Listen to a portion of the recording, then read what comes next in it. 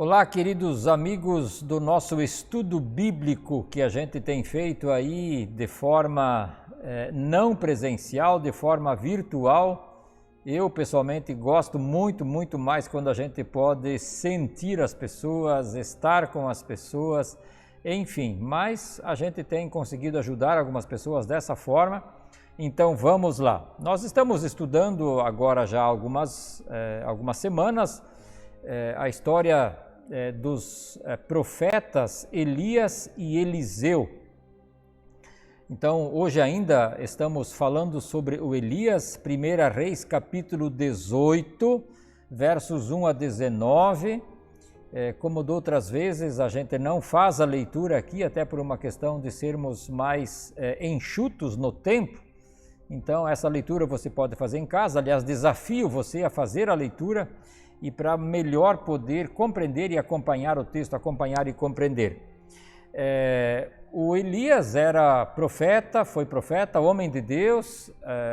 Um detalhe do Elias é que ele é um homem, por assim dizer, sem origem. A Bíblia não descreve nada da pessoa dele, da família dele, tem informações muito superficiais. E é muito curioso também a forma como ele sai da história. Ele entra na história de uma forma rápida, sem muitas explicações. Ele sai da história, a Bíblia diz, tomado por uma carruagem de fogo. Enfim, a vida desse homem ela teve algumas peculiaridades, algumas coisas bastante incomuns. O texto em questão, ele fala de uma grande seca que durou cerca de 3 anos em Israel. E essa seca havia sido anunciada pelo próprio Deus, seca essa que tinha uma finalidade, digamos, pedagógica. A seca tinha a intenção de que aquele povo, o povo de Deus, o povo de Israel, se desse conta de que eles estavam, embora sendo povo de Deus, vivendo longe de Deus.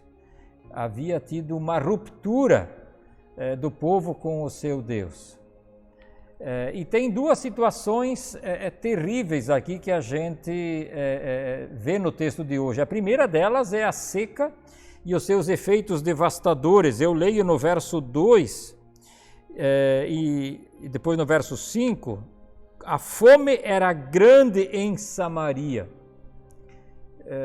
A rigor,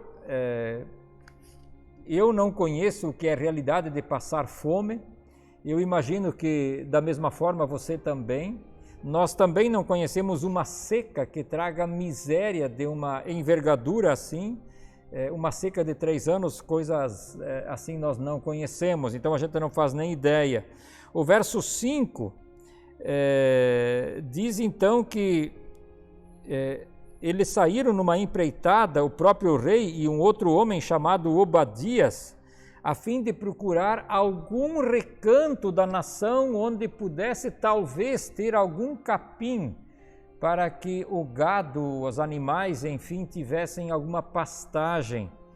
Enfim, a miséria era muito grande. E um outro elemento que era terrível era a morte dos profetas.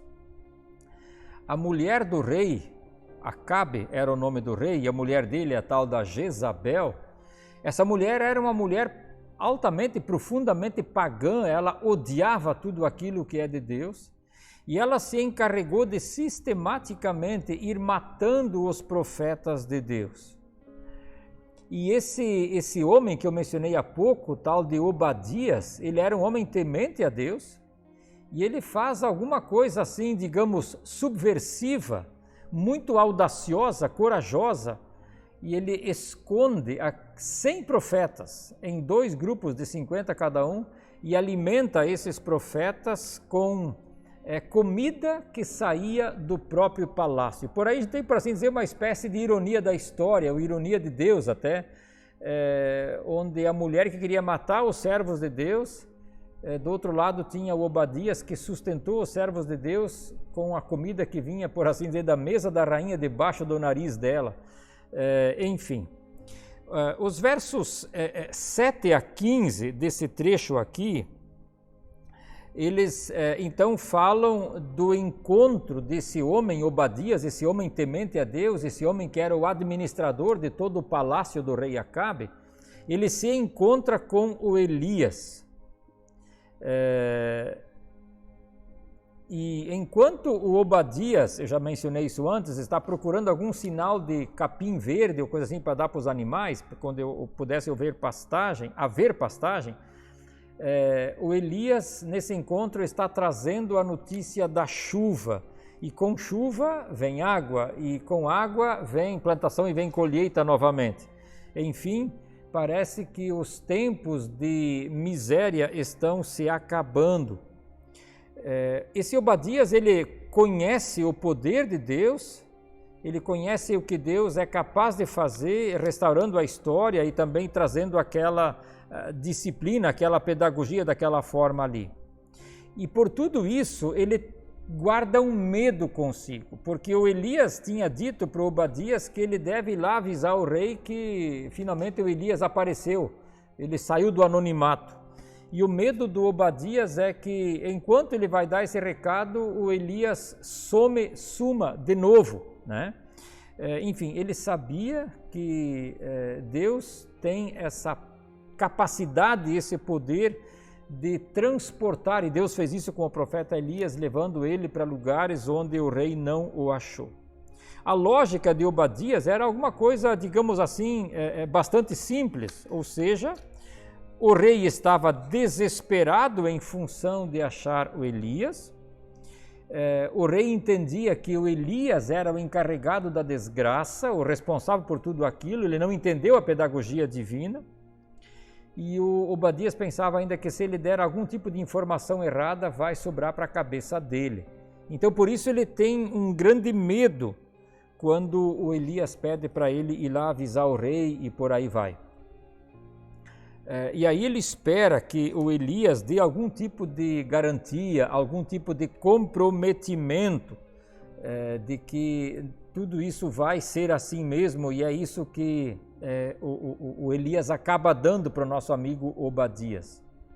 O verso 16, 1 Reis 18, 16, diz assim: Então Obadias dirigiu-se a Acabe, passou-lhe a informação de que o Elias foi encontrado, e Acabe foi ao encontro de Elias. O verso 17, ele diz então, quando Acabe viu Elias, ele disse: É você mesmo, perturbador de Israel? O que a gente percebe aqui é que o rei, ele não entendeu nadinha daquela pedagogia divina até então. O rei Acabe, ele pensava que o problema todo era a seca que o Elias anunciou.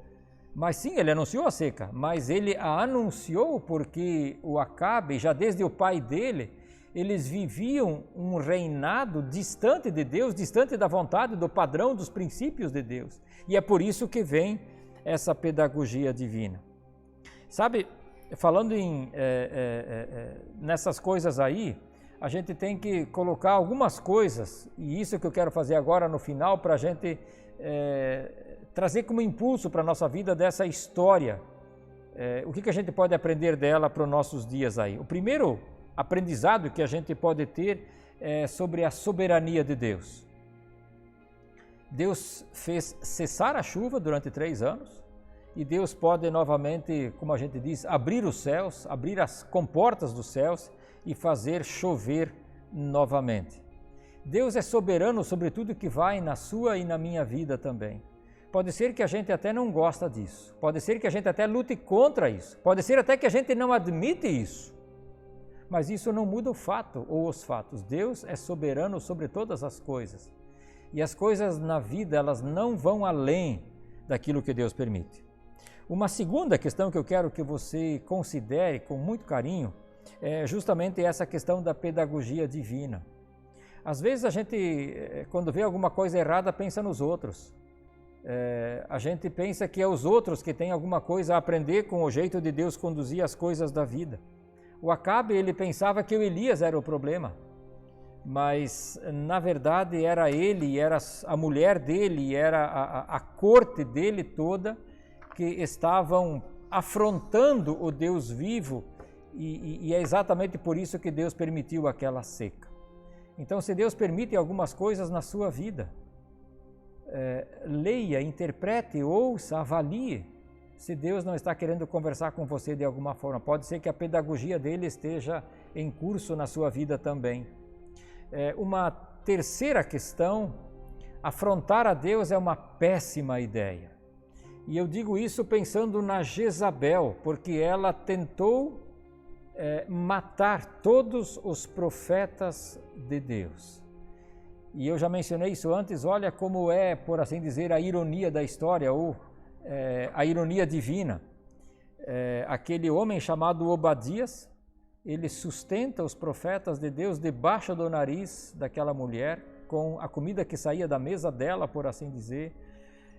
Afrontar a Deus é uma péssima ideia. Uma quarta questão: nem tudo que dá certo é certo. Por algum tempo a vida de Acabe e Jezabel deram certo, mas aquilo não era certo porque eles estavam vivendo longe de Deus. Tem muitas pessoas que vivem longe de Deus e por algum tempo, às vezes por muito tempo, aquilo dá certo. Mas por dar certo não significa ainda que é certo. Certo é viver dentro do padrão de Deus. Esse padrão você encontra na Sagrada Escritura. Uma outra questão: idolatria, pecado, são realidades que cegam. O Acabe não conseguia mais ver que o problema era ele, que era o império dele, que era o governo dele. Quanto mais longe de Deus o ser humano está, menos aberto ele está para ver, para perceber que ele mesmo pode ser o grande problema da questão. Uma outra questão ainda, essa questão da ironia de Deus, que eu quero destacar bem aqui também. Como Deus agiu nos bastidores, e sem que a Jezabel, que aliás ela pensava que tinha tudo sob controle, estava matando quem ela achava que tinha que matar, estava deixando vivo quem ela achava que tinha que viver, e debaixo da mão dela saía a comida que sustentou aqueles 100 homens de Deus, e assim, dessa forma, Deus já estava, por assim dizer, plantando o futuro da nação de Israel com aqueles homens que seriam anunciadores da vontade de Deus. E uma última questão: faça aquilo que está ao seu alcance. Talvez você não pode ir para a China para falar do amor de Deus ali, mas faça aquilo que está ao seu alcance. Talvez você pode falar com o seu vizinho. Por que eu estou dizendo isso? O Obadias, ele não podia mudar a cabeça e nem o coração da Jezabel, nem do Acabe, nem de ninguém. Mas o que ele pôde fazer, ele fez. Ele pôde esconder aqueles profetas e sustentá-los. Faça o que está ao seu alcance. Aquilo é tarefa sua, é desafio para ti e não para os outros. A outra pessoa, ele vai ter um outro desafio que Deus vai dar para ele. Mas aquilo que é seu desafio, aquilo que está ao seu alcance, convém que você o faça. Que Deus te abençoe.